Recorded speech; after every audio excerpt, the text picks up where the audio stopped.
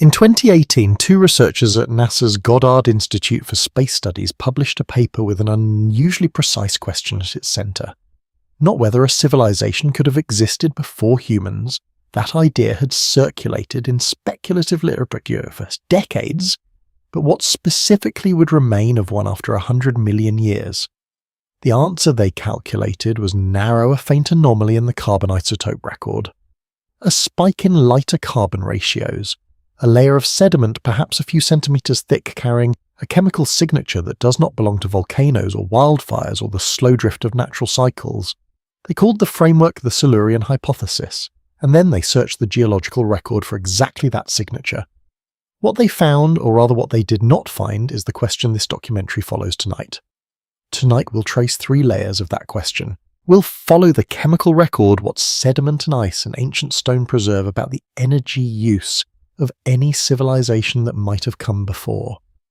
We'll move through the biology, through what 160 million years of intelligent, dominant, extraordinarily diverse animal life did and did not produce on this planet, and we'll sit finally with the silence itself, not the silence of absence in the careless sense, but the silence of a planet that is by every measurement available to us a meticulous archivist of catastrophe, and that has so far recorded no catastrophe of the kind that civilization reliably produces.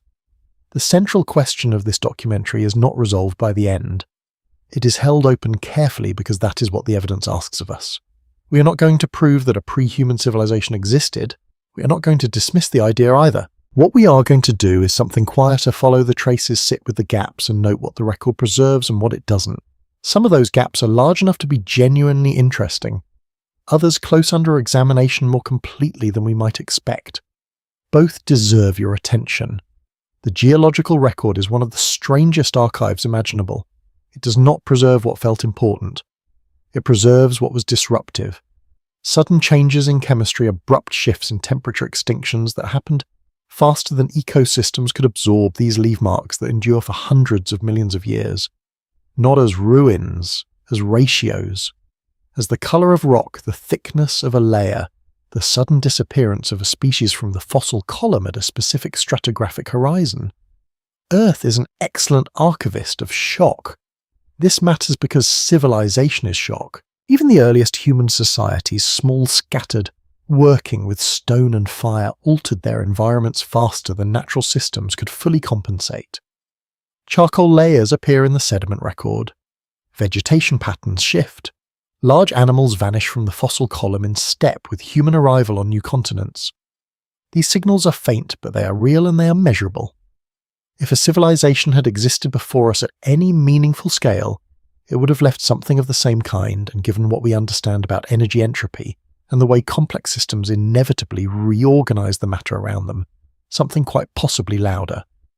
Here is the detail that makes the question difficult to set aside. The asteroid that ended the age of the dinosaurs 66 million years ago left a thin layer of iridium-rich sediment across the entire planet, dark a few millimeters thick in most outcrops readable on every continent where rock from that period survives. The impact itself lasted at most minutes. The layer it left has endured for 66 million years and counting. Now consider if a civilization had existed before us and used energy at scale even briefly. Even for a few centuries, the chemistry suggests we would expect to find something comparable. A spike in carbon isotopes, an anomalous redistribution of metals that does not follow any volcanic or tectonic signature, pattern of selective extinctions, large animals disappearing first in sequence that doesn't align with any known natural driver. Some researchers argue that the not finding of those signals is itself a form of information, not proof of absence, but information. Others argue with equal seriousness that the record is incomplete in ways that matter, that subduction erases ancient ocean floor, that erosion removes surface detail over sufficient timescales, that a civilization small enough or brief enough or different enough in its energy pathways might slip through gaps in our models that we haven't fully characterized yet. These are not unreasonable objections. The science holds them seriously. We will hold them seriously tonight. What this documentary does not do is resolve the tension between those two positions. That is not what this space is for. The question whether intelligence given enough time on a living planet will inevitably produce something that writes itself into the geological record touches everything from evolutionary biology to thermodynamics to the philosophy of what we even mean when we say the word civilization. It is also quietly a question about us, about what our own presence looks like from the vantage point of deep time, about what we are in the process of inscribing into the rock right now, in layers that will outlast every city and every name and every language we have ever used to describe ourselves. That is a heavy thought to carry into sleep. We'll carry it gently.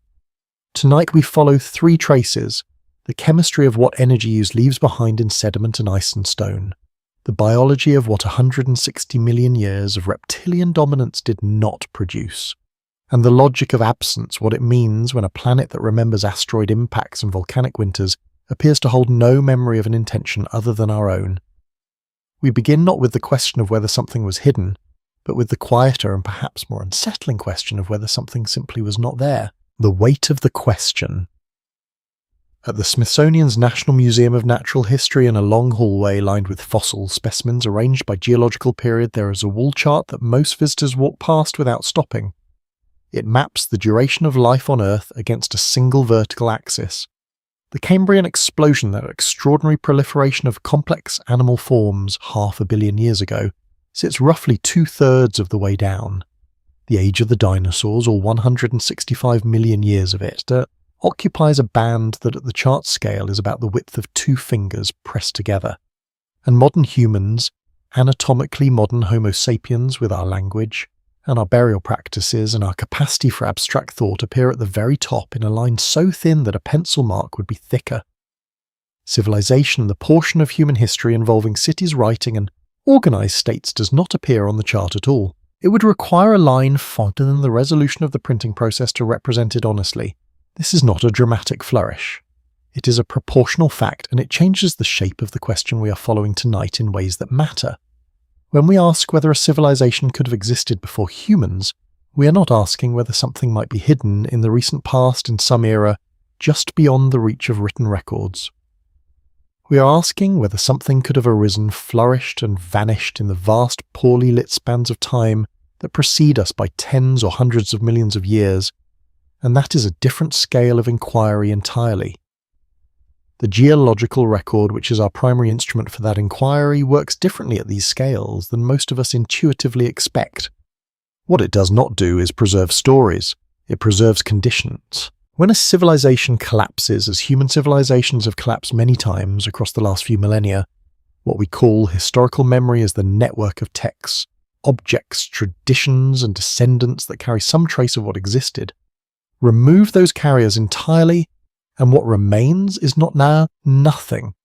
It is the physical residue of the civilization's interaction with its world, the altered soils, the modified shorelines, the chemical signatures of sustained burning and smelting and biological disruption. The geological record captures that residue. But it does not capture intention. It preserves only the measurable consequences of a civilization's energy use on its surrounding environment, and that distinction between the legibility of intention and the legibility of consequence is the methodological foundation of everything we follow tonight. This is counterintuitively the reason the geological record is so valuable for the question we're asking. It is impartial. It does not care what we think should be there, or what would make for a more satisfying answer. It records what demonstrably altered the chemical and biological systems of the planet at a given moment in deep time. And it is for a record of this kind remarkably complete for the last several 100 million years, when the rock and sediment and ice that hold its information are still largely accessible to direct analysis. Multiple independent systems, ocean sediment cores drilled in the Pacific ice cores retrieved from the Antarctic plateau. Fossil assemblages compared across continents converge on the same broad picture. That convergence is significant. It means the absence of something in the record is not merely the absence of evidence from one site or one instrument. It is the absence of a signal across an entire integrated archive. It is worth being precise about what we mean by the word civilization in this context, because the definition matters more than it might appear. Not civilization as a cultural category, not as a measure of sophistication or moral achievement or aesthetic refinement, but civilization as a physical phenomenon. a system of organized activity that uses energy at a rate and scale sufficient to alter the chemistry and biology of the surrounding environment in ways that persist beyond the system's own duration. That is a deliberately narrow definition, and it is the relevant one for this investigation, because it is precisely this kind of alteration that the geological record is capable of detecting. A civilization that did not alter its environment at this scale might have been intelligent, creative, and internally complex, but it would be from the perspective of the rock record indistinguishable from a large and unusual animal society. We cannot see it in sediment, we cannot measure it in isotope ratios. What we are asking tonight is something more specific, whether there is evidence of the other kind. The kind that leaves a measurable mark on the planet's chemistry and biology. The kind that, if it had existed, would have had to export entropy into its environment in ways the rock would still remember.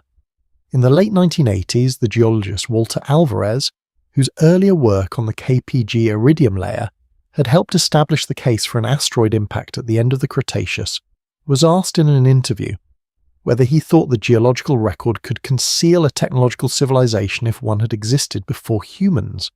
His answer was careful, and it has stayed in the literature as a quiet reference point. He said the record was imperfect. He acknowledged that subduction and erosion and metamorphism destroyed information on long timescales. But he also said that the signals a civilization generates, the chemical ones, the thermal ones, the biological ones, were in his assessment harder to erase than the structures themselves. The buildings would vanish. The chemistry would linger. The three traces we'll follow tonight are drawn from exactly that kind of chemical and biological record. Not from mythology, not from disputed architectural anomalies, but from the material archive of the Earth itself. The isotope ratios in sediment cores, the extinction patterns preserved in the fossil column, and the energy logic that governs what any civilization, regardless of its cultural particulars, must do to exist at any meaningful scale. Each trace approaches the central question from a different angle and carries its own specific weight of evidence, and each taken alone is incomplete. It's only when they are placed beside each other and held in the same frame of attention that something begins to clarify, not into an answer, but into the precise shape of the question that the evidence is actually asking. In the next chapter, we follow the first of those traces into the sediment record and into the specific scientific framework that tried to calculate with deliberate precision what a pre-human industrial civilization would have left behind, and what we would need to find to know it had ever been there. What the carbon remembers a sediment core retrieved from the ocean floor looks to the untrained eye like a cylinder of grey clay. It is typically about 10 centimeters in diameter, and may extend several meters in length, representing tens of thousands of years of accumulated material, sometimes more depending on where it was drilled and how slowly sediment settled in that particular basin. Geochemists working with these cores do not look at them the way an archaeologist looks at a stratigraphy. They dissolve them. They burn measured samples in controlled furnaces and feed the resulting gases into mass spectrometers that separate carbon atoms by atomic weight, counting the ratio of carbon-12 to carbon-13 with a precision that can detect shifts smaller than a single part per thousand. It is in this dissolved, incinerated, atomically sorted residue that the question of pre-human civilization finds its most rigorous empirical footing, not in ruins or legends, but in the ratio of two isotopes in a cylinder of ancient grey clay. The reason carbon isotopes carry this kind of evidential weight begins with a specific property of photosynthesis. When plants absorb carbon dioxide from the atmosphere to build their tissues, they preferentially incorporate the lighter isotope carbon-12 over the heavier carbon-13. This means that organic material wood peat coal oil, the compressed biological remnants of ancient ecosystems, is systematically depleted in carbon-13 relative to inorganic carbon sources like limestone or volcanic emissions. The atmosphere itself reflects this chemistry. When organic carbon is locked safely underground, the ratio in atmospheric CO2 holds relatively steady. When large quantities of that organic carbon are burned and are released rapidly, as happens when forests burn or when fossil fuels are combusted at industrial scale, the lighter isotope floods back into the atmosphere, and the carbon-13 to carbon-12 ratio drops measurably. Geochemists call this a negative carbon isotope excursion. It is one of the clearest fingerprints that sustained combustion of organic material leaves in the sediment record, and it is detectable for millions of years after the fact. In 2018, the planetary scientist Gavin Schmidt and the astrophysicist Adam Frank published a paper in the International Journal of Astrobiology that took this chemistry seriously as a detection method.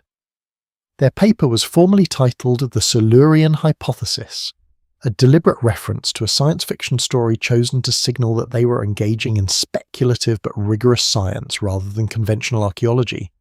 The question they were asking was precise if an industrial civilization had existed on Earth prior to the human.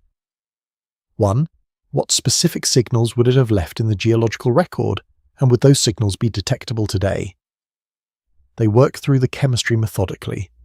A civilization burning fossil fuels at a rate comparable to modern industrial output would, over a period of a century or two, produce a negative carbon isotope excursion of measurable magnitude in the sediment record. It would also generate anomalous distributions of trace metals.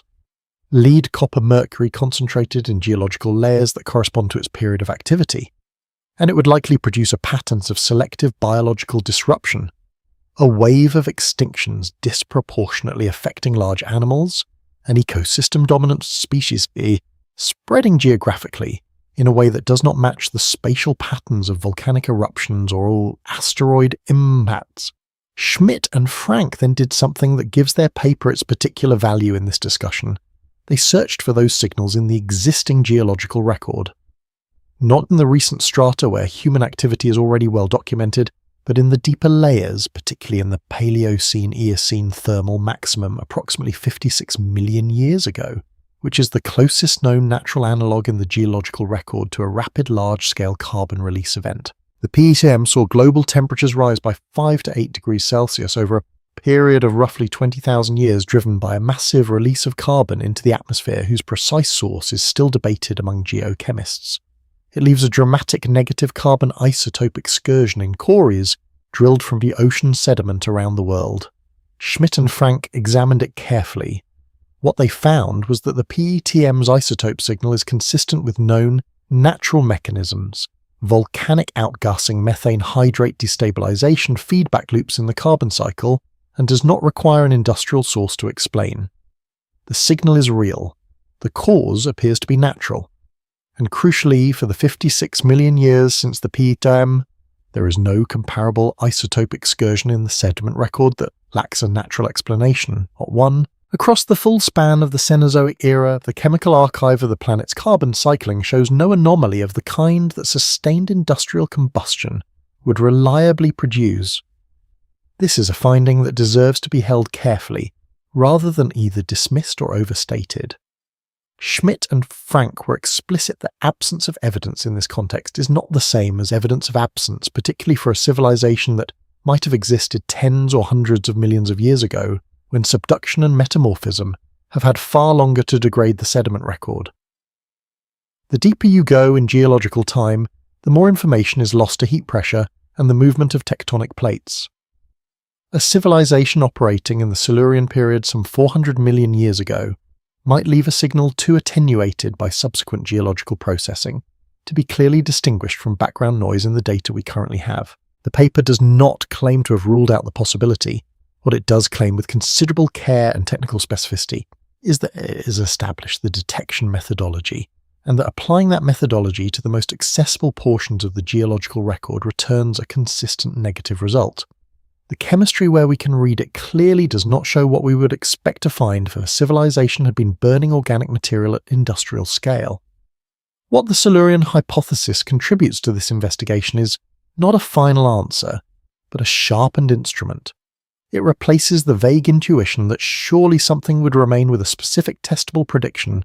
Look for negative carbon-13 excursions, anomalous metal distributions, and selective biological disruptions in geological layers that cannot be attributed to known natural drivers. Where those signals are absent in well-preserved strata, the hypothesis is constrained.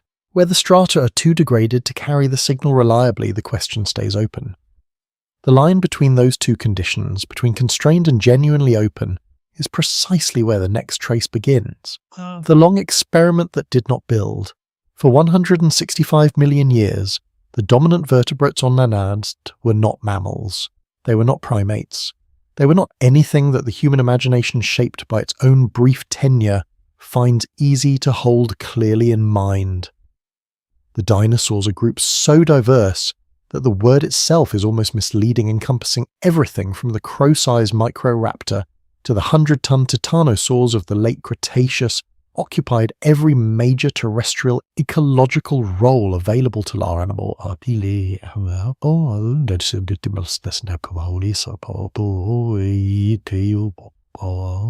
Unproductive planet. They were predators and grazers, solitary hunters, and apparently social animals. Low-moving giants and fast-running theropods with relatively large brains and forward-facing eyes well-suited to depth perception. Some of them almost certainly cared for their young. Some of them communicated in ways complex enough to coordinate group behavior. And not one of them across a span of time more than 800 times longer than the entirety of recorded human history left a single artifact in the geological record that requires a technological explanation. This fact is so large that it tends to slide past without registering its full weight.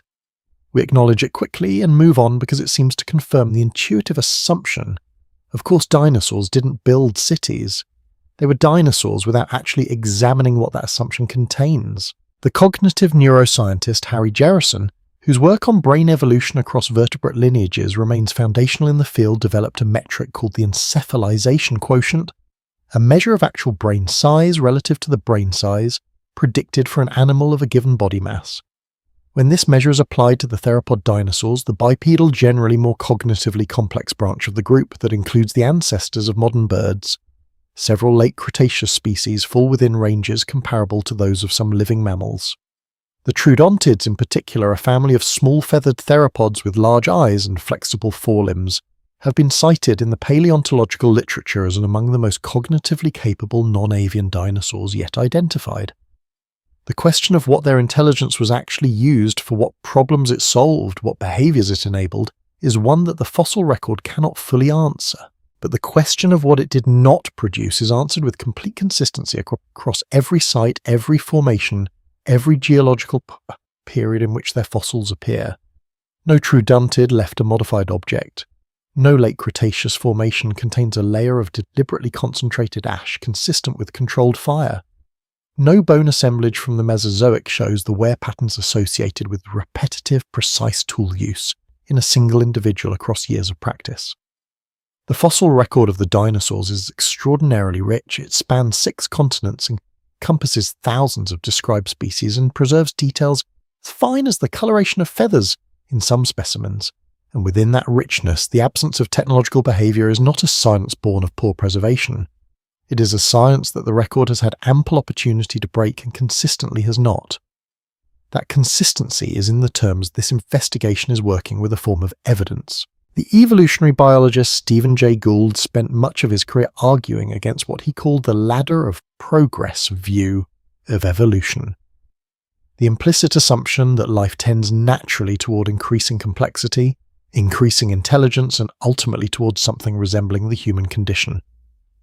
His alternative framing, developed across decades of work on the structure of evolutionary change, was that evolution is fundamentally opportunistic rather than directional. It fills available ecological space with whatever variation happens to be available and advantageous at a given moment.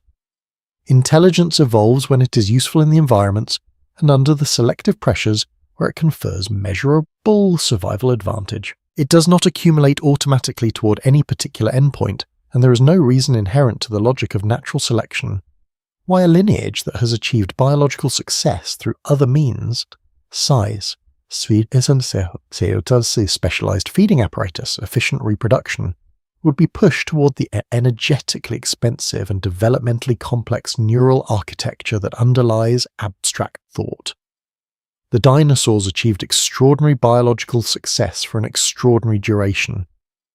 That success, by Gould's reasoning, may have been precisely the reason they did not need to cross the threshold that this documentary is tracing.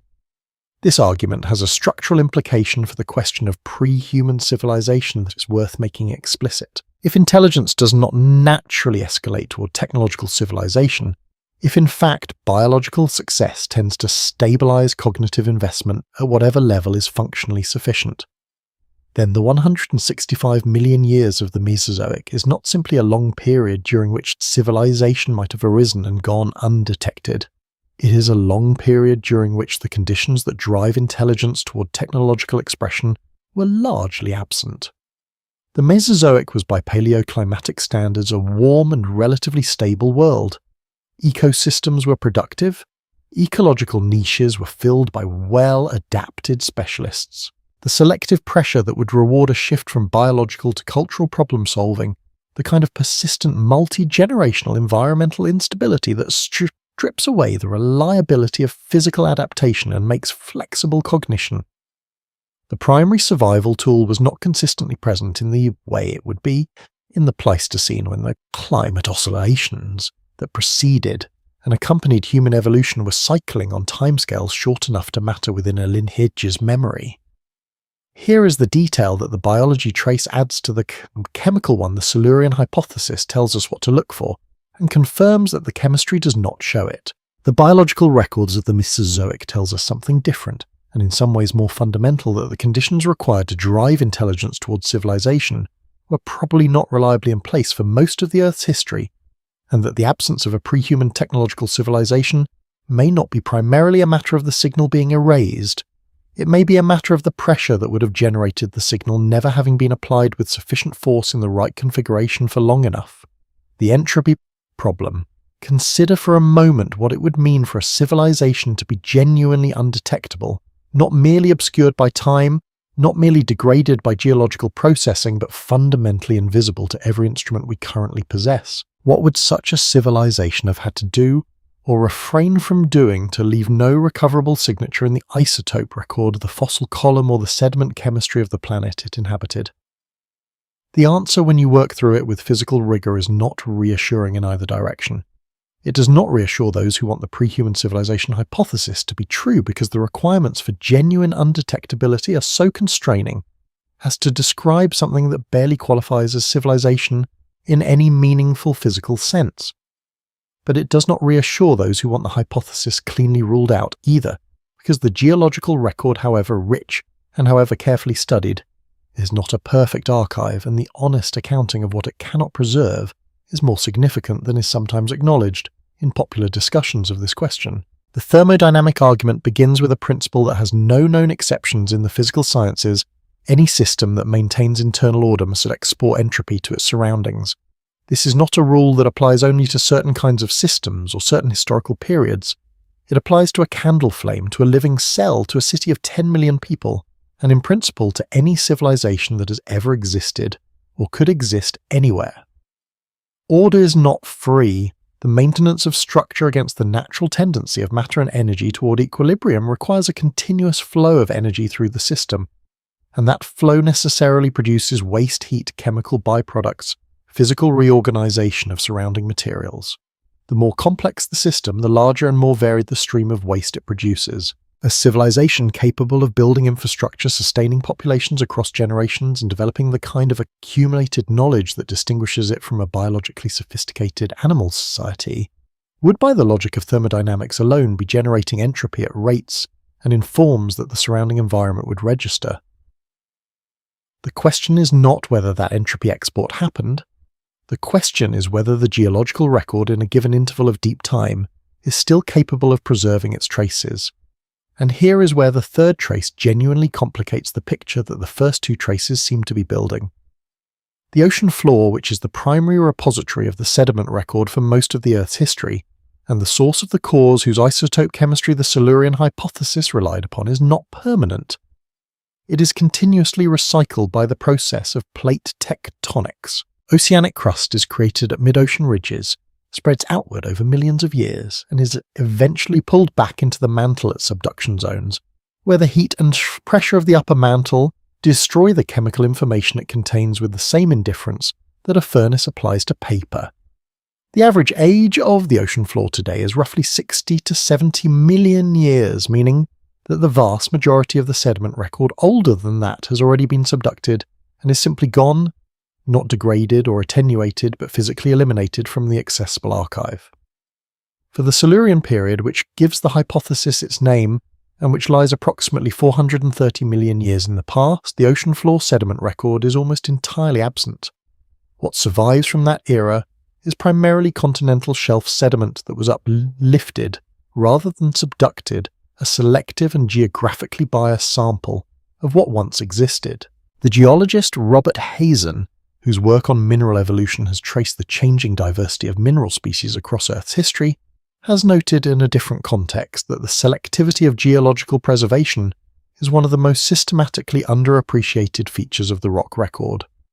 What survives is not a random sample of what existed.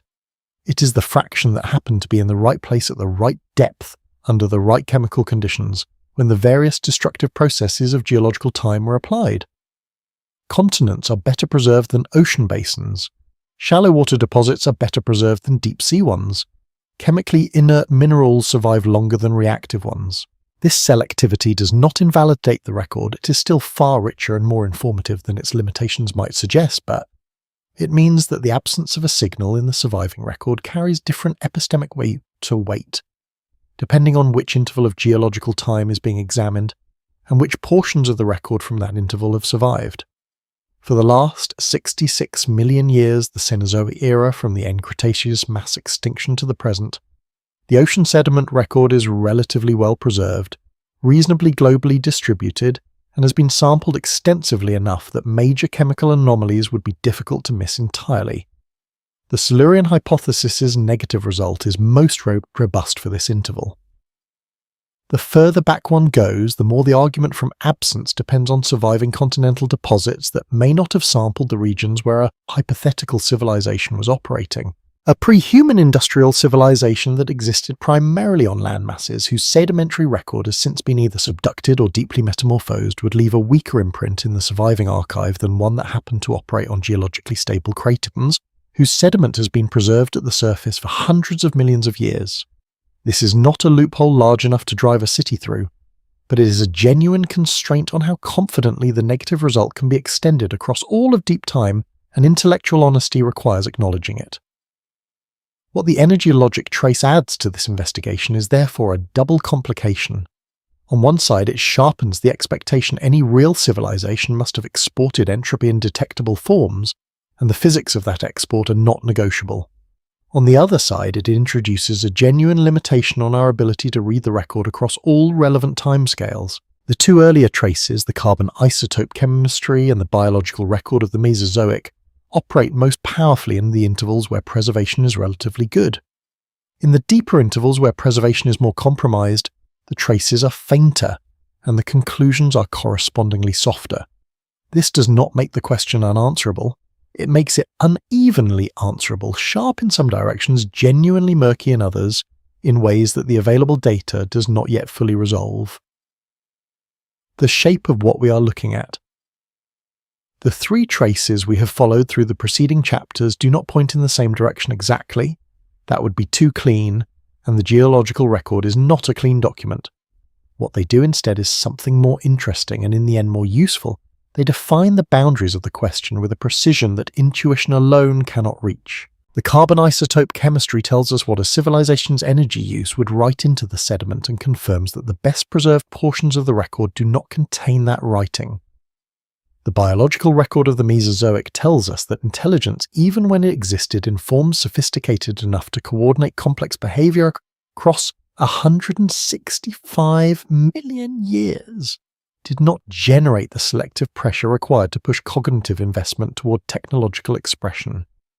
And the entropy argument tells us both why any real civilization would have to leave a detectable mark and why in certain intervals of deep time we may no longer have reliable access to the surfaces where that mark would have been written. Taken together, these three traces do not produce a verdict.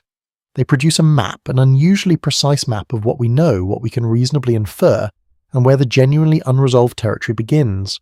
The map has a clear centre. For the last 66 million years, the geological record is rich enough and has been sampled thoroughly enough across independent systems that a civilization operating at industrial scale during this interval would be very difficult to miss entirely.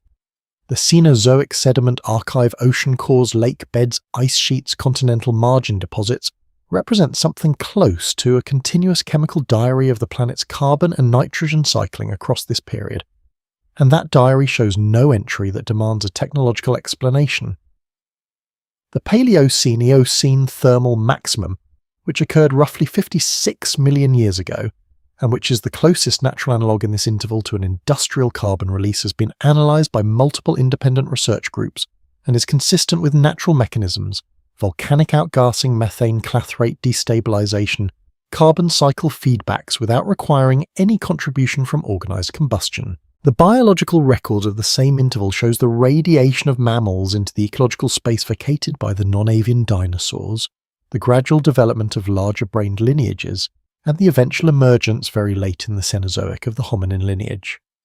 What it does not show anywhere in this 66 million year span is a wave of selective megafaunal extinctions advancing geographically in a pattern inconsistent with climate or natural predation, which is the biological signature that human activity would later produce, and that any earlier technological civilization would presumably also have generated.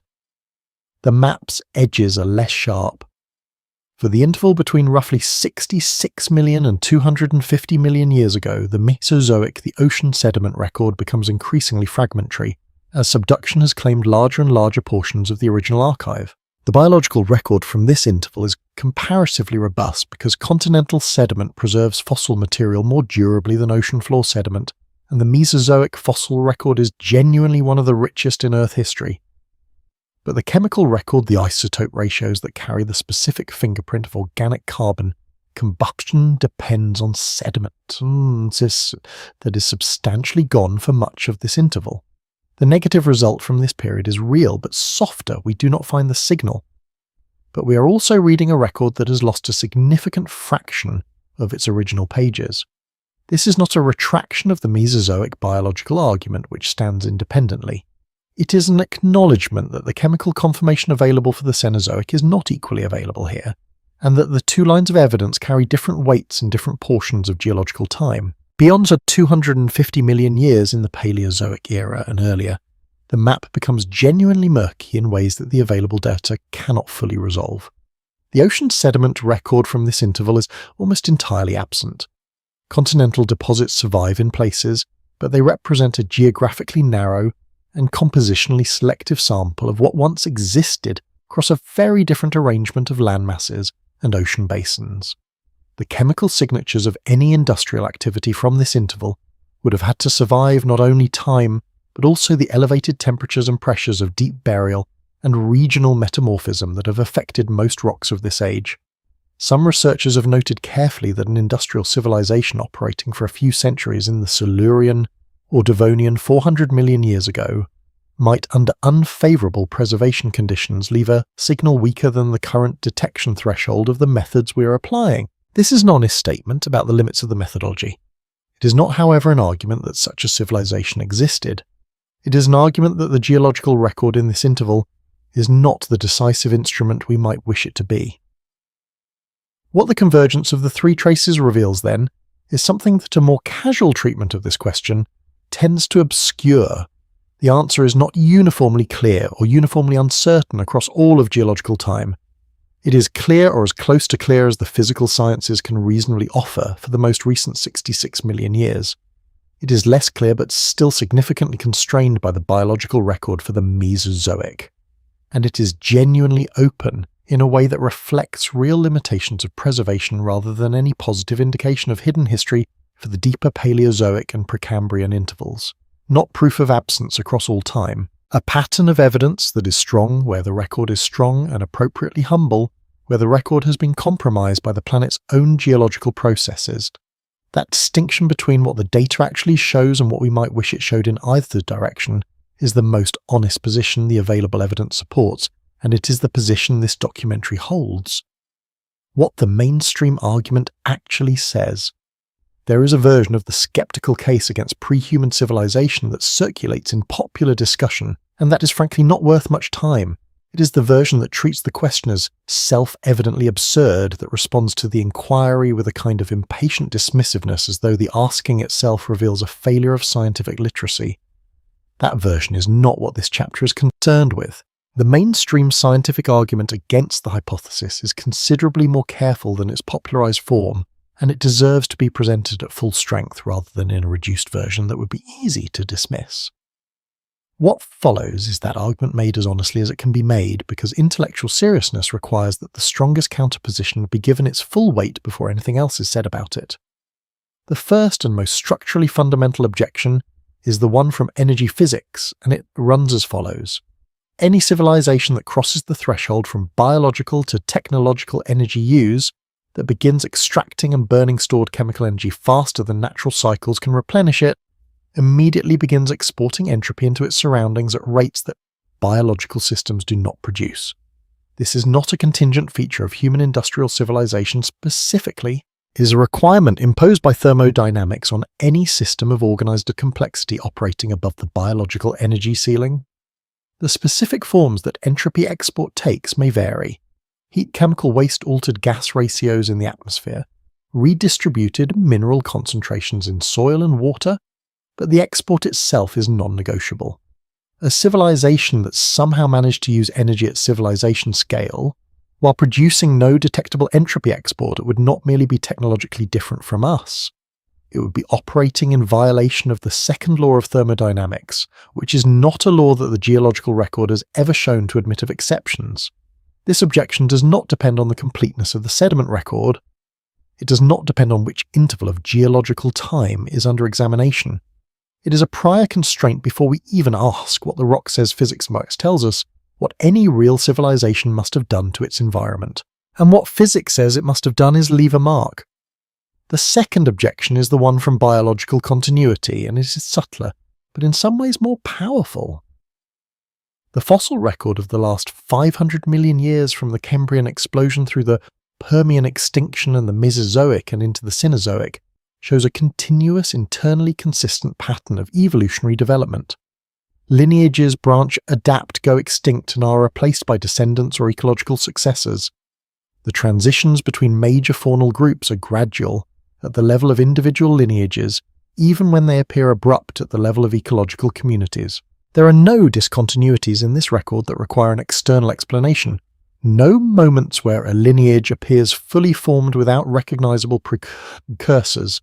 No gaps in the developmental sequence that would be consistent with a non-biological intelligence intervening in the evolutionary process, and no evidence of the kind of selective pressure on other species that a technologically capable predator or competitor would reliably generate.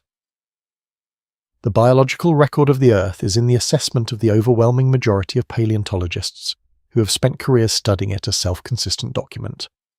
It does not require and does not appear to accommodate a technological civilization operating within its time frame that left no biological trace on the lineages it would have inevitably affected.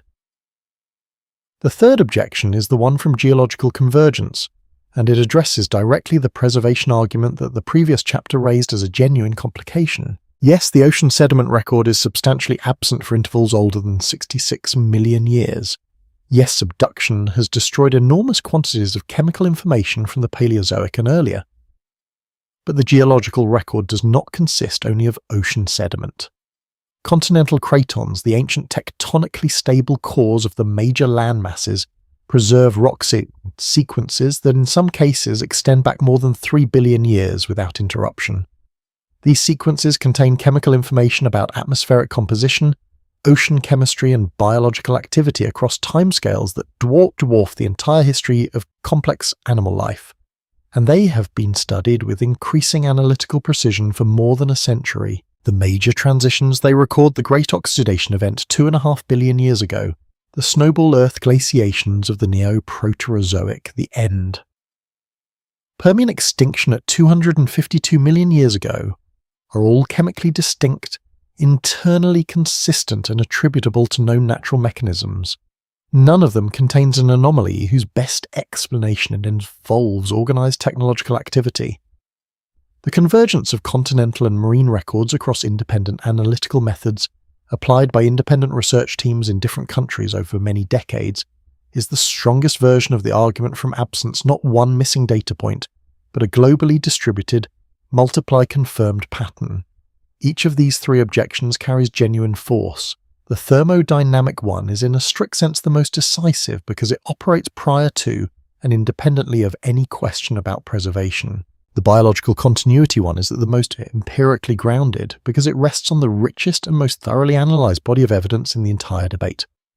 And the geological convergence one is the most directly responsive to the preservation objection because it demonstrates that the absence of signal is not merely an artifact of incomplete sampling, but is replicated across record types that have very different preservation histories and very different vulnerabilities to the destructive processes of geological time. What each of these objections does not fully account for, however, is worth naming with the same care. The thermodynamic objection assumes that we know the minimum entropy export rate for a civilization that we can reliably calculate the lower bound of detectable impact for any organised technological system. We have exactly one data point for that calculation, which is our own civilization, and extrapolating a universal minimum from a single example is a methodological step that deserves more scrutiny than it typically receives in this discussion. The biological continuity objection is powerful for the intervals where the fossil record is dense, but the fossil record itself is a selective archive. Hard parts preserve as soft parts don't, and those in certain environments and certain body plans are dramatically overrepresented relative to others. And the geological convergence argument, while compelling for the Cenozoic, becomes progressively weaker as a positive claim as opposed to an honest acknowledgement of uncertainty the further back in geological time it is applied. The Cretans preserve a chemistry, but they preserve it selectively from particular depositional environments, and the question of what they would and would not capture from a brief geographically constrained technological event in the deep Paleozoic remains more open than the confident version of the argument sometimes implies. The mainstream scientific position is not that pre-human civilization is impossible. It is that the available evidence assessed with appropriate rigour does not support the hypothesis, and that the prior probability assigned to it should accordingly be very low. It is a precise and defensible position. It is also, as the next chapter will examine, a position that leaves certain features of the question genuinely unresolved, not because the science is wrong, but because some of the most interesting details sit in exactly the places where the record is thinnest and the methodology is most honestly uncertain. What the skeptic case leaves in the room. The philosopher of science Imre Lakatos drew a distinction that is useful here between what he called the hardcore of a scientific research program, the central commitments that practitioners treat as non-negotiable, and the protective belt of auxiliary hypotheses that surrounds it and absorbs the shocks of anomalous data. The hardcore of the mainstream position on pre-human civilization is the claim that the available evidence does not support the hypothesis. That claim is defensible, and the previous chapter laid out the reasons it is defensible with as much clarity as the subject allows. But around that hard core there is a protective belt of assumptions about detection thresholds, about what counts as a minimum viable civilization, about what the record would and would not preserve from specific intervals and specific geographies. And it is in the protective belt, which is, rather than in the hard core, that the most interesting unresolved questions reside. This chapter is not an attempt to breach the hard core. It is an attempt to look carefully at the belt and to name what is genuinely uncertain there without pretending that uncertainty is evidence of anything other than itself. Begin with the detection threshold problem, which the previous chapter raised briefly, and which deserves more careful treatment than it typically receives. The Silurian hypothesis, as Schmidt and Frank formulated it, was calibrated against an industrial civilization operating at roughly modern human scale. Billions of individuals, centuries of sustained fossil fuel combustion, a global industrial infrastructure producing chemical and biological disruption across multiple Earth systems simultaneously. At that scale, the predicted isotope signal is well above the noise floor of current analytical methods, and its absence in the Cenozoic record is a meaningful constraint. But the hypothesis does not address with equal rigour the question of what a significantly smaller or shorter-lived technological civilization would produce in the sediment record, and how that signal would compare to the detection threshold of the methods being applied. A civilization of, say, tens of millions of individuals, roughly the scale of the Roman Empire at its height, operating for 2 or 3 centuries before collapse in a geographically concentrated region whose sediments subsequently underwent significant metamorphic processing, might produce an isotope excursion smaller than those generated by known natural events in the same interval the signal would not be absent in principle, but it might be indistinguishable from background variation in the surviving record. This is not a loophole that rescues the pre-human civilization hypothesis from the thermodynamic objection. The thermodynamic objection still holds even a small civilization must export entropy, and the entropy export of even a Roman-scale technological society would be measurable in principle. The question is whether it would be measurable in practice given the specific preservation history of the soil strata in which it would be embedded. Schmidt and Frank acknowledged this limitation explicitly in their paper, and the acknowledgement matters because it means the negative result is most robust at the high end of the civilization size distribution and becomes progressively softer as the hypothetical civilization shrinks toward the lower boundary of what we might meaningfully call technological. The biological continuity argument faces an analogous version of the same problem, though it arrives from a different direction. The fossil record is genuinely one of the richest archives available to this investigation, but its richness is unevenly distributed in ways that are relevant here. Marine invertebrates, animals with hard shells living in shallow water environments where sediment accumulation and rapid burial were common, are dramatically overrepresented in the fossil record relative to their actual diversity and abundance in ancient ecosystems. Terrestrial vertebrates and particularly small, lightly built terrestrial vertebrates with delicate skeletal structures are underrepresented by roughly the same degree. The behavioral traces of cognitively complex animals, the patterns of tool use, the evidence of fire control, the modified objects that would indicate technological activity are even more selectively preserved than the animals themselves, because behavior leaves marks primarily on organic materials and on the surfaces of objects that are highly vulnerable to the diagenetic processes that destroy soft tissue and alter mineral surfaces over geological timescales.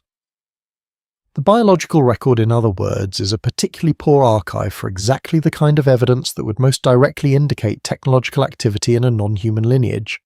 This does not make the argument from biological continuity wrong. The absence of selective megafaunal extinction patterns advancing geographically in step with a technologically capable species is still a significant negative result.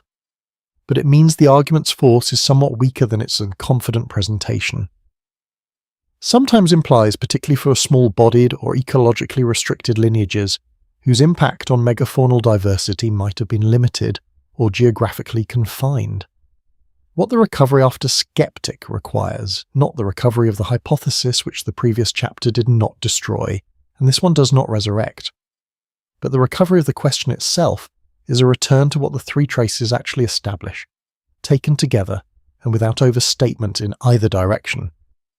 They establish that the most accessible portions of the geological record do not contain what a large, long-lived, industrially active civilization would reliably produce. They establish that the biological conditions required to drive intelligences toward a technological expression were probably not consistently present for most of the Earth's pre-human history, and they establish that the thermodynamic requirement for entropy export is non-negotiable for any real civilization at any scale. These are genuine constraints and they are not trivially overcome. What they do not establish, and what the mainstream argument sometimes implies more confidently than the evidence strictly supports, is that the question is closed across all timescales, all geographies, and all possible scales of pre-human technological activity.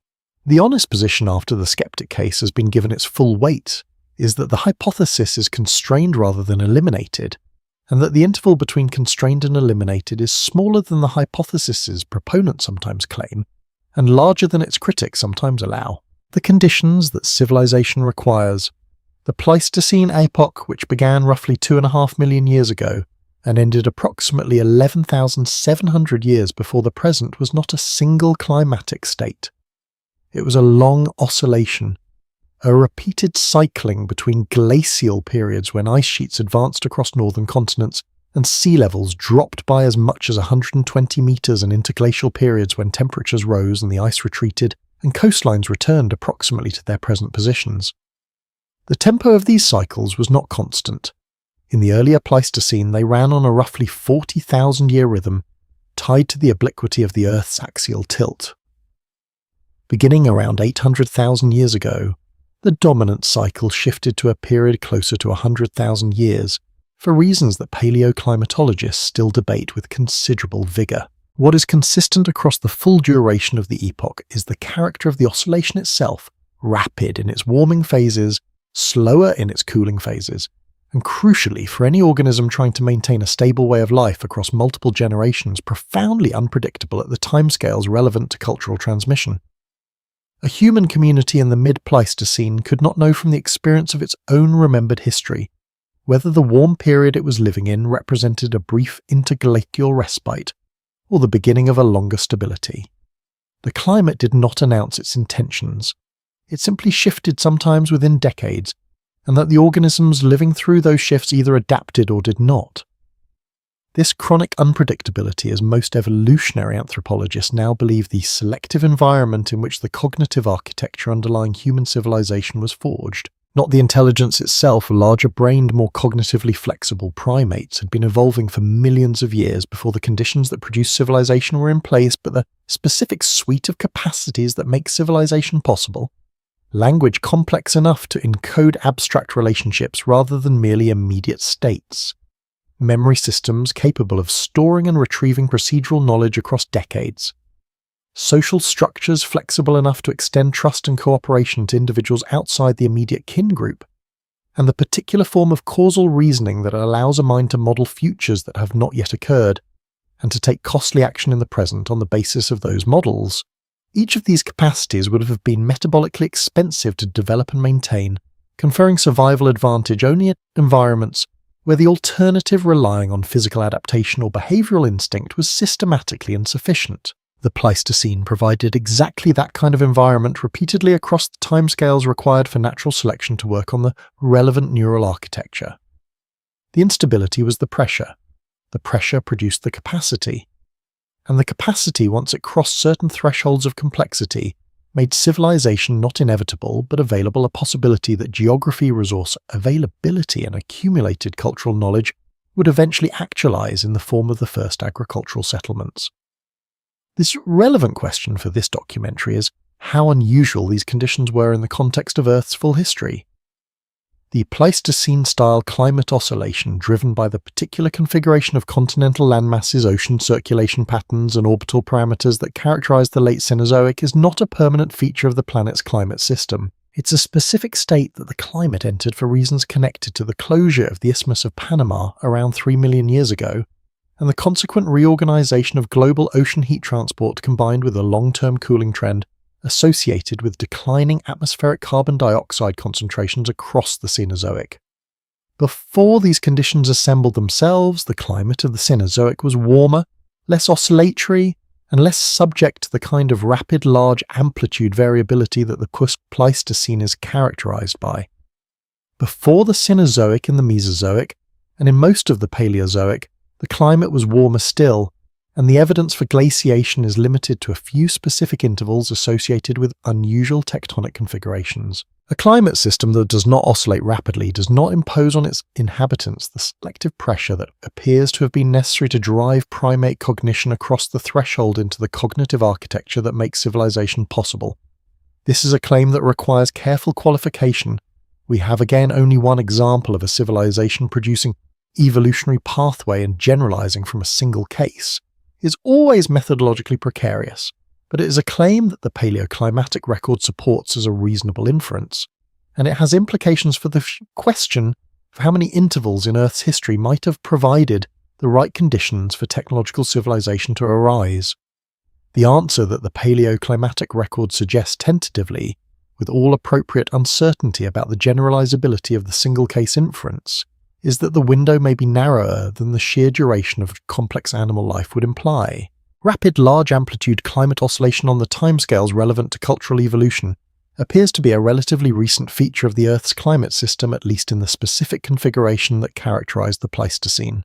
Earlier glaciations occurred the late Ordovician glaciation around 440 million years ago, the Carboniferous Permian glaciation that persisted across much of the late Paleozoic, but they operated in biological contexts very different from the one that existed when the first hominins were evolving, and the animal lineages that lived through them show no evidence of the kind of cognitive escalation that the Pleistocene appears to have driven in the primate lineage. The conditions that produced human civilization were not simply a long wait for intelligence to arise. They were a specific conjunction of biological, climatological, and geological circumstances that may have no close parallel anywhere else in the 4 billion year history of life on this planet. This widening of the frame does not resolve the question of whether a pre-human civilization existed. What it does is reframe the prior probability in a way that is more grounded in the actual history of the planet than the intuitive assumption that such a long history must have produced something similar before us. The Mesozoic had intelligence. It did not have the climate instability that appears to have been necessary to drive intelligence towards civilization. The Paleozoic had complex ecosystems, and in its later stages animals with increasingly elaborate nervous systems. It did not have for most of its duration the specific configuration of pressures that the Pleistocene assembled. The window, if there was one, was probably shorter and more recently opened than the question's intuitive framing suggests. The timing problem. The mid-Pleistocene transition is not a well-known event outside the circles of paleoclimatology and quaternary science, but it is one of the most genuinely puzzling transitions in the recent geological record, and it has a particular relevance to the question this documentary has been tracing that has not to this point been fully examined. Approximately 800,000 years ago, in the middle of the Pleistocene epoch, well into the period that the previous chapter described as the selective environment that forged the cognitive architecture underlying human civilization, the dominant rhythm of the glacial cycles changed. Before the transition, as noted earlier, the ice ages advanced and retreated on a roughly 40,000-year tempo, tied to the obliquity cycle of the Earth's axial tilt. After the transition, the dominant period shifted to approximately 100,000 years, producing longer, deeper glaciations separated by relatively brief and intense interglacial warm periods. The shift is visible in every well-resolved climate record from this interval: ice cores ocean, sediment cores pollen, sequences from lake beds, and it is internally consistent across all of them. What is not consistent across the several decades of research that have been devoted to explaining it is the explanation itself. The 100,000-year cycle does not correspond cleanly to any of the primary orbital forcing parameters.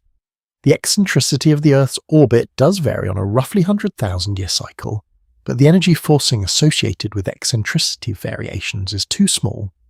By the calculations of orbital mechanics to drive glacial cycles of the amplitude observed in the late Pleistocene, without some amplifying mechanism that the models have not yet agreed upon. The mid-Pleistocene transition happened.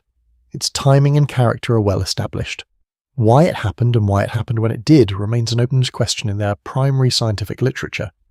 This would be a matter of purely technical interest, a problem in paleoclimatology, rather than a problem for this documentary, except for the following detail. The mid-Pleistocene transition, dated to approximately 800,000 years ago, coincides with a significant reorganization of the hominin fossil and archaeological record.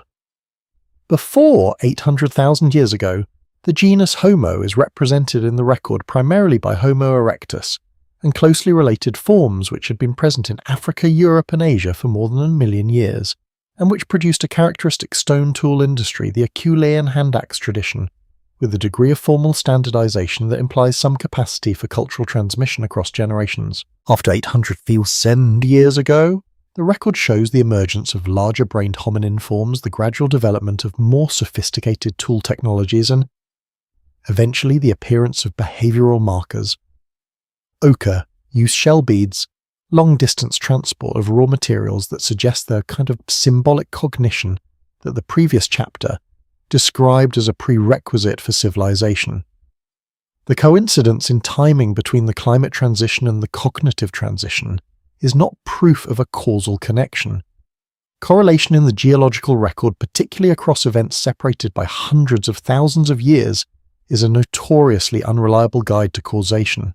But the coincidence is noted in the scientific literature, and it is noted without a fully satisfying explanation for why the cognitive escalation that the Pleistocene oscillation should have been driving for the preceding 1.5 million years, since Homo erectus was already living through significant glacial cycles before the mid-Pleistocene transition, appears to have accelerated specifically at the moment when the character of those oscillations changed in a way that current models cannot fully account for.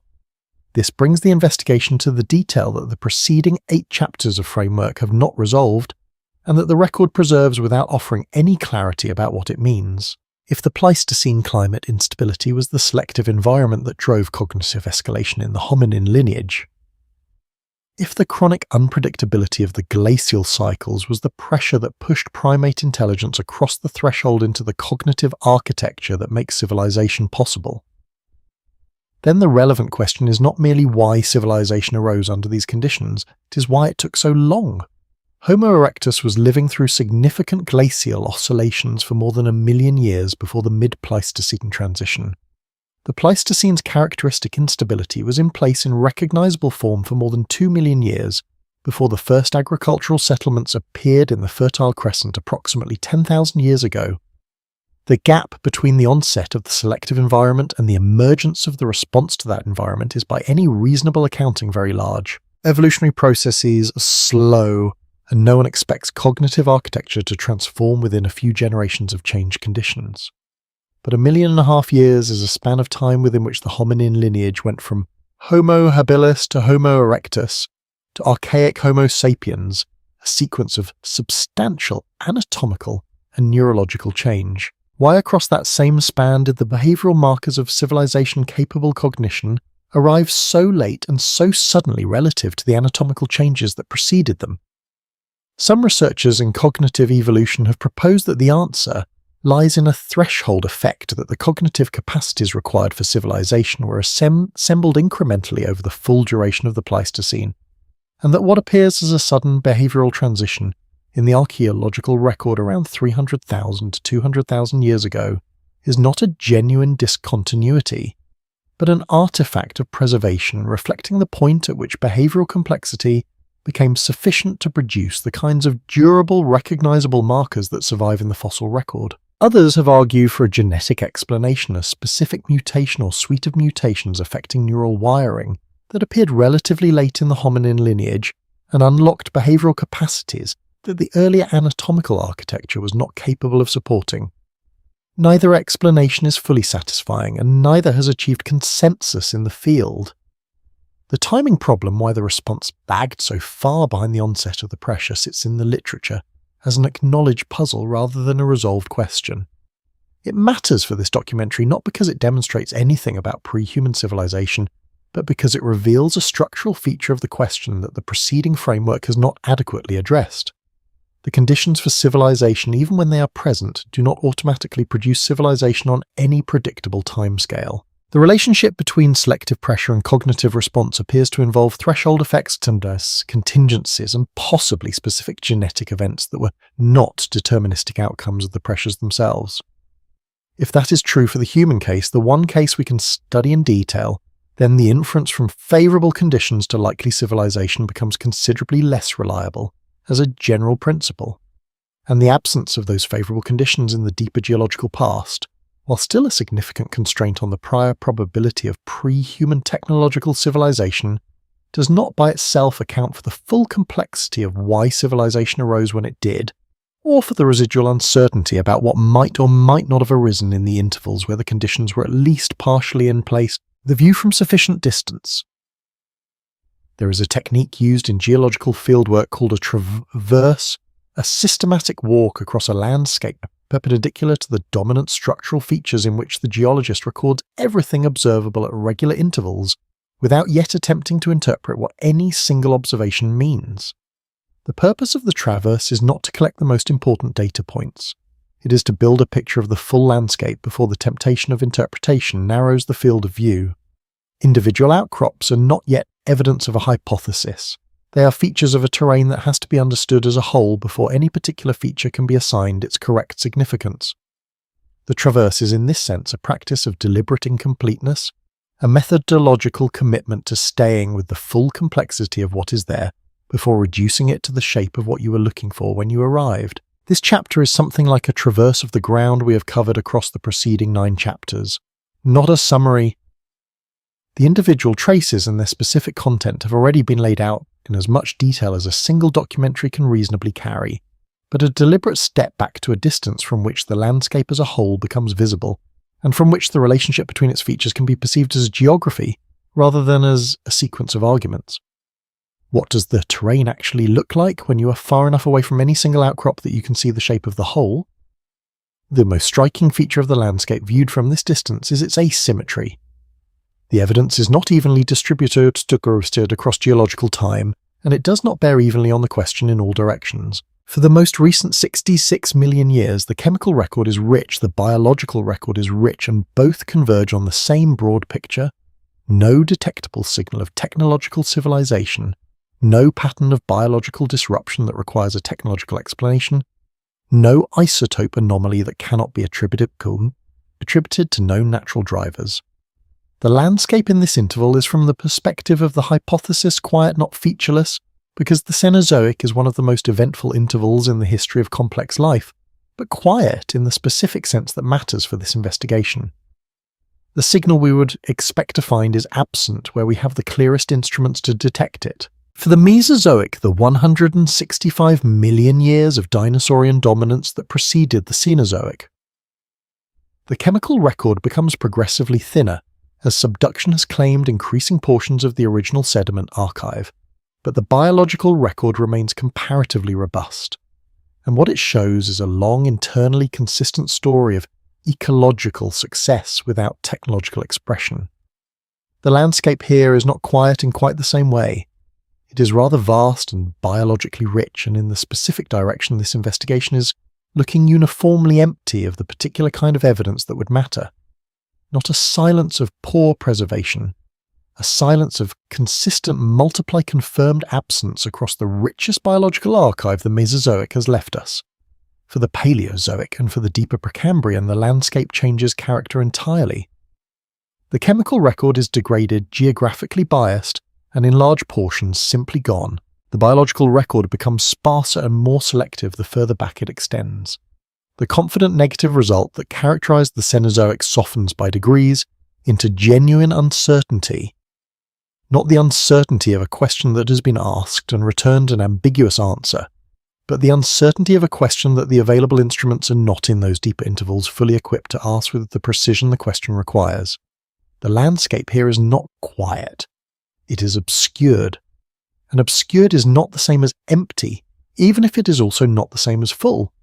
This asymmetry matters because it means the hypothesis cannot be evaluated as though it has a single uniform, evidential status across all of geological time. The question, was there a civilization before humans, is not one question with one answer waiting to be found. It is a family of related questions, each addressed to a different interval of geological time, each supported by a different quality and quantity of evidence, and each carrying a different degree of confidence in its current best answer. For the Cenozoic, the best answer available is probably not with a degree of confidence that the available evidence genuinely supports. For the Mesozoic, the best answer is almost certainly not with confidence grounded primarily in the biological record rather than the chemical one. For the Paleozoic, and earlier the honest best answer, is unknown in a way that reflects real limitations of the archive, rather than positive evidence of anything concealed within it. The second striking feature of the landscape, visible only from this distance, is the relationship between the biological evidence and the climatological framework that Chapter 8 developed. The conditions required for technological civilization to arise appear from the available record to have been assembled relatively recently in the Earth's history, not merely because complex animal life is itself relatively recent in geological terms, but because the specific configuration of climate instability, ecological pressure, and anatomical precondition that produced the cognitive architecture underlying human civilization required a series of prior developments that took most of the Phanerozoic to assemble. The landscape of pre-human Earth was not waiting to produce civilization. It was engaged in a long process of assembling the biological and climatological conditions under which civilization would eventually become possible, and that process viewed from a sufficient distance looks less like a missed opportunity and more like a necessary preparation, whose duration was set by the timescales of the geological and evolutionary processes involved rather than by any contingent failure of intelligence to find its way to the threshold. The third feature of the landscape, the one that Chapter 9 left unresolved and that this Traverse cannot resolve either, is the timing problem. The gap between the onset of the selective conditions and the emergence of the response, which is larger than the framework cleanly accounts for, and which sits in the geological record as an acknowledged puzzle, rather than a solved one. From sufficient distance, this feature does not look like evidence of hidden history. It looks like evidence that the relationship between conditions and outcomes in the evolution of cognitive complexity is not as deterministic as the framework implies. Civilization did not arise automatically when the conditions were in place. It arose late contingently after a delay whose causes are still debated. That contingency, the sense that what happened was one of several possible outcomes of the conditions, rather than the inevitable result of them, is perhaps the most important single feature of the landscape when seen as a whole. What deep time actually feels like. How long is 100 million years?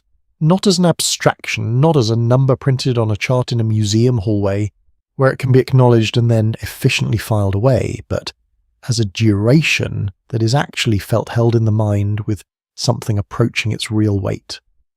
The question is not rhetorical. It's an invitation to a specific kind of cognitive discomfort that the preceding chapters have been circling without quite landing on, and that the sleep dissolve of this documentary requires us to sit with directly before we can release it. 100 million years ago, the continents were in different positions. The Atlantic Ocean was narrower. India had not yet collided with Asia, so the Himalayas did not exist. The Rocky Mountains were just beginning to form. The animals living on the land masses of that world were so different from anything alive today that a traveller transported back to that landscape would not recognise a single species in the ecosystem surrounding them. And 100 million years in the context of the question that this documentary has been tracing is not even a particularly large number. It is roughly the distance from the present to the mid-Cretaceous, a period that feels ancient beyond reckoning to the human mind, but that represents only about 2.5% of the total age of the Earth. The geological record extends back 4.5 billion years. The human mind, shaped by evolutionary pressures that operated on timescales measured in generations and seasons, and at most millennia is simply not built to perceive that duration with any fidelity. What we do instead when we try to comprehend deep time is compress it. We shrink it to a scale our intuition can navigate, and in doing so we systematically distort the relationships between events and the distances between them. 1 million years feels to the intuition like a very long time. 4,500 million years feels to the intuition like a longer version of the same thing. Longer, yes, but not qualitatively different in kind. The 4,500-fold difference in scale is lost somewhere in the act of comprehension. And this loss, this failure of intuitive scaling, is the source of most of the distortions that afflict our thinking about the question we have been following tonight. It is why the duration of the Mesozoic 165 million years feels to the intuition like a span within which civilization should have had ample opportunity to arise and vanish. The intuition says that is a very long time. What the geology says is that is a specific interval with specific climatological and biological characteristics that, for reasons we have traced, were probably not the ones required. The intuition and the geology are looking at the same number from entirely different vantage points, and they do not see the same thing. This is not a correctable cognitive limitation in the sense that better education or more careful reasoning would eliminate it. It is a structural feature of the kind of mind that evolution has produced on this planet, shaped by selection pressures that operated across timescales measured in thousands of years at most. We are fundamentally creatures of the Holocene of the 10,000 years of relative climatic stability that followed the last glacial maximum and within which the entirety of recorded human civilization has unfolded. Our intuitions about time, about what is possible within a given duration, about what ought to have happened given sufficient opportunity, are calibrated to that Holocene frame. When we project those intuitions into deep geological time, we are extending instruments far beyond the range for which they were designed. And the distortions that result are not artifacts of individual error, but consequences of the mismatch between the timescales of biological evolution and the timescales of geological history. What happens when this is genuinely held rather than merely acknowledged is something that the word humility does not quite capture, or rather it is a specific form of humility that is less comfortable than the word usually implies. It is not the pleasant humility of recognizing that others know more than we do, or that the universe is larger than our concerns. It is the more vertiginous humility of recognizing that the instruments of comprehension we rely on, intuition, analogy, narrative, the sense of what is probable and what is not, are tools calibrated for a very small slice of the reality we are trying to understand. The geological record does not care about the scales on which our minds naturally operate. It holds its information in ratios and layers and isotope distributions that are indifferent to whether the duration they represent is one that we can feel or only calculate. We will not resolve this tonight, and the reason we will not resolve it is not merely that the evidence is incomplete. It is also that the question asks something of our cognitive architecture that our cognitive architecture was not built to fully deliver. The resolution, if it exists, lives in a kind of understanding that is more patient than the mind's natural rhythm, more comfortable with genuine incompleteness, more willing to hold a duration of 4.5 billion years as something other than a large version of a duration we already know. This is where the archaeology dissolves into philosophy, and the philosophy into something older than either. Not into mysticism. Nothing in this documentary has claimed more than the evidence supports, and this chapter does not intend to begin now, but into a recognition that the question of whether there was a civilization before humans is at its deepest layer, a question about what it means for a planet to be inhabited by minds capable of asking it. The geological record is a document written by processes that had no intention. The question being asked of it is a product of processes that, whatever else they are, appear to involve something that the rock does not contain the capacity to wonder about the rock, to read it, to find it insufficient to ask what might be missing. That capacity is recent. It is fragile. It is, as the preceding chapters have traced, the product of a specific and probably unusual conjunction of biological and climatological circumstances that the Earth assembled slowly across timescales that dwarf the entire history of the civilization that produced the mind now trying to comprehend them. The question does not resolve. It deepens, and in deepening it changes shape from an empirical inquiry about what the record contains to a philosophical inquiry about the nature of the instrument, doing the reading to something quieter than either something that the next chapter will try to hold in a single image, before releasing it entirely. The layer that is forming now. In a sediment core retrieved from the floor of the Santa Barbara Basin off the coast of Southern California, there is a layer that geochemists have been studying with particular attention for the last several decades. The basin is unusual in that its bottom waters are anoxic, depleted of oxygen in a way that prevents the burrowing organisms that normally churn and mix the sediment from doing their work, which means that the layers accumulate undisturbed, each year's deposits settling cleanly on top of the previous year's, in a sequence so precise that individual annual laminations can be counted and dated with the kind of resolution that most sediment archives cannot approach. The layer in question is not thick. It is a few centimetres of grey-brown clay, chemically unremarkable, in most respects indistinguishable to the naked eye from the layers above and below it. What distinguishes it is what the mass spectrometer finds when it dissolves a sample and sorts the resulting atoms by weight: a shift in the carbon isotope ratio, a measurable increase in lead concentration, a trace of synthetic organic compounds that do not occur anywhere in the natural chemistry of the ocean. The layer is forming now. It began forming sometime in the last 2 centuries, and it will continue to form for as long as the civilization producing those signals continues to operate. Future geologists, if there are future geologists, which is itself a question the record cannot answer, will find it without difficulty. They will recognize it immediately for what it is, even if they know nothing else about the species that produced it. It is the first layer of its kind in the entire 4.5 billion year archive of the Earth. There is no earlier layer that looks like it anywhere in the record that has been examined. This detail, a few centimetres of grey-brown clay, in an anoxic basin off the California coast marked by shifted isotopes and elevated lead, and the faint chemical residue of materials that the planet did not know how to make before a particular kind of mind learned to synthesize them, is the physical fact on which this documentary ends. Not because it resolves the question we have been following, it does not. A layer forming in the present cannot tell us whether a similar layer once formed in the past and was subsequently destroyed by geological processing, or whether no such layer ever existed because no such civilization ever operated on this planet before the one currently producing it. What the layer in the Santa Barbara Basin tells us is something different, and in some ways more arresting than either resolution would be. It tells us what the beginning of the signal looks like. It tells us that the thing we have been searching for in the deep geological past, the chemical fingerprint of a civilization's energy use written into sediment, is not a hypothetical construct or a theoretical prediction. It is a real, currently forming, physically accessible feature of the geological record. We know what it looks like because we are making it, and we know from everything the preceding chapters have traced that this is the first time the Earth has had occasion to make it. The question of whether it was made before, whether some earlier intelligence in some interval of deep time, whose record is now degraded or gone, left a version of this same signal in layers we can no longer fully read, is a question the Santa Barbara Basin cannot answer. No single site can.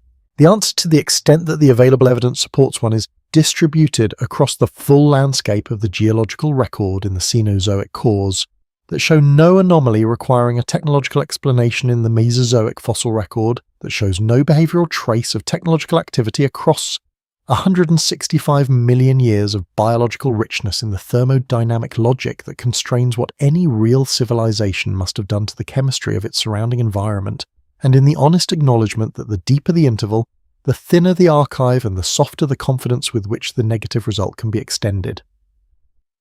Not proof. A pattern.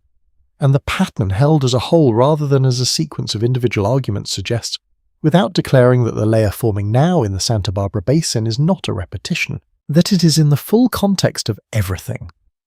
The geological record can tell us something genuinely new written into a document that has been accumulating for 4.5 billion years without anything quite like it appearing before. Hold that for a moment. Not the argument, the image. A few centimetres of grey-brown clay settling in the dark at the bottom of an anoxic basin, accumulating in annual laminations too thin to see individually but readable across decades and centuries. The water above it is cold and still and carries no light at that depth. The basin floor has been receiving its annual deposits for hundreds of thousands of years, each layer identical to the one before it in every chemical respect that matters until the layer that is not identical began to form. That layer is still forming. It will continue forming while you sleep tonight, while the carbon ratios shift by fractions too small to perceive in any single momentary, while the lead concentration increases by amounts measurable only across the accumulation of years. The document is being written. Whatever it will say to the intelligence that reads it, if any intelligence ever does, it will say it in the language of chemistry, rather than words in ratios and concentrations, rather than sentences in a layer of grey-brown clay, rather than in any medium that the civilization producing it would recognize as a record of itself. We will not resolve tonight whether that civilization is the first to have written in this language, or the latest in a sequence whose earlier entries the geological archive has lost. The record preserves the question without answering it. The sediment accumulates without commentary. The basin floor holds its chemistry in the dark, patient and indifferent, as it has held every layer before this one, and as it will hold this one long after the question of what produced it has ceased to be asked by anyone still capable of asking. Rest now. Traveller. In 2018, 2 researchers sat with a question that most of their colleagues considered barely worth the rigour they were bringing to it. They were not looking for ruins, they were not searching for legends, they were calculating isotope ratios, asking what a civilization would leave in the chemistry of ancient clay if it had ever existed and then disappeared, and whether instruments precise enough to read that chemistry would find anything when pointed at the deep geological past. They searched. The record where it was legible returned the same answer across every independent line of analysis they applied, and yet they published the framework anyway because the act of asking the question with sufficient precision was itself a contribution not to the answer, but to the quality of the silence that surrounds it. Some silences are more informative than others. The silence they mapped was one of those. That is where this documentary began. A calculation, a search, and a carefully characterized absence. It is fitting to return there now, not because the absence has been filled in the intervening hours, but because the absence looks different after everything that has been traced since. It is larger than it appeared at the opening. Its edges are more precisely defined in some directions, and more honestly uncertain in others. The Cenozoic portion of it is robust, supported by chemistry, by biology, by the convergence of the independent analytical methods applied across decades. The Paleozoic portion of it is real, but softer, a silence shaped as much by the limits of the archive as by anything the archive has affirmatively recorded. The whole of it held together is not a closer's door. It is a door whose frame has been carefully measured, whose hinges have been examined, and whose lock mechanism is understood well enough to know that opening it, if it can be opened at all, would require evidence of a kind that has not yet appeared anywhere in the geological record that remains accessible to us. This is not a resolution, but it is something. The question arrived tonight, dressed in the clothing of mystery, which is the only clothing available to questions that the evidence has not yet answered. What the preceding hours have done, if they have done anything useful, is to distinguish the parts of the mystery that are genuinely open from the parts that only appear open because the record is thin there and the instruments are reaching beyond their reliable range. That distinction does not dissolve the wonder. It redirects it away from the hope of the hidden ruins and towards something more vertiginous and in the end more honest. The recognition that a planet 4.5 billion years old has produced apparently for the first time a mind capable of searching its own geological record for evidence of a predecessor. Whatever that means, and the preceding 12 chapters have been careful not to assign it more meaning than the evidence supports, it is an unusual situation to find oneself in. The question you carry into sleep tonight is not answerable by morning. It may not be answerable in your lifetime or in the lifetime of the methodology currently available to ask it. What the deep geological record holds in its most degraded intervals in the subducted ocean floors, and the metamorphosed continental sequences and the Paleozoic strata that have been compressed and heated and chemically altered beyond the resolution of current isotope analysis, is information that the planet has decided through its own indifferent geological processes to keep at a level of legibility below what we currently know how to read. Perhaps that information, if we could read it, would confirm the silence the accessible record has returned. Perhaps it would not. The sediment accumulates without concern for either possibility. The Santa Barbara Basin floor is dark tonight and cold and receiving its annual deposit of grey-brown clay, as it has received every annual deposit for hundreds of thousands of years before this one. The layer that is different from all the others is still forming in that darkness in increments too small to perceive in any single moment, patient as the geological processes that will eventually compress it into rock and hold it for whatever comes next. Let that image settle. Let the cold, dark water of the basin floor be the last thing the mind carries before it releases its inventory of questions and follows the current downward into something older and quieter than evidence. The record will still be there in the morning, the layer will still be forming, the isotopes will still hold their ratios in the clay. Sleep now. Traveller.